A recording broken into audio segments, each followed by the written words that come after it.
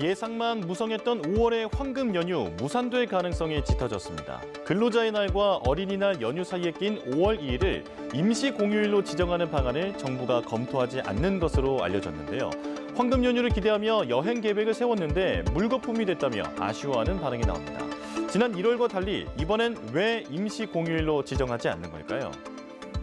임시 공휴일은 주로 내수 진작을 목적으로 정부가 지정하는데요. 그러려면 국무회의 심의를 먼저 거쳐야 합니다. 통상적으로 인사처가 관련 부처 요청을 받아 국무회의에 관련 안건을 상정하는데 이번에는 기재부가 5월 2일 임시 공휴일 지정 여부를 요청하지 않은 것으로 전해졌죠. 이런 결정의 배경에는 과거 임시 공휴일 지정이 내수 활성화에 큰 도움이 되지 않았다는 경험이 깔린 것으로 보입니다. 앞서 정부는 지난 1월 27일을 임시 공휴일로 지정해 6일 연휴를 만들었죠. 만약 31일 하루에 휴가를 쓴다면 직장인은 최대 9일 연속 쉴 수도 있는 상황이었는데요. 막상 지정하고 나자 내수 진작은커녕 해외여행만 급증했습니다. 올해 1월 해외로 출국한 여행객은 작년보다 7.3%, 2023년보다는 66.8%나 많았죠. 반대로 국내 소비는 위축됐는데 임시 공휴일이 포함된 1월 27일에서 31일의 신용카드 이용 금액은 그 전주에 비해 약 34% 급감했습니다.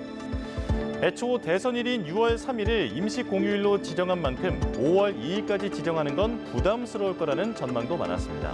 이렇게 휴일이 늘면 기업 입장에서는 업무 공백이 발생하고 만약 직원들을 출근시키면 휴일 수당을 더 줘야 해서 부담이 크죠.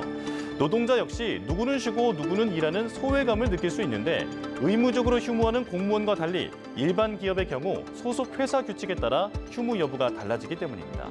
또 사장님들, 즉 자영업자들은 애초에 해당 사항이 없어서 허탈하다는 반응이 나옵니다.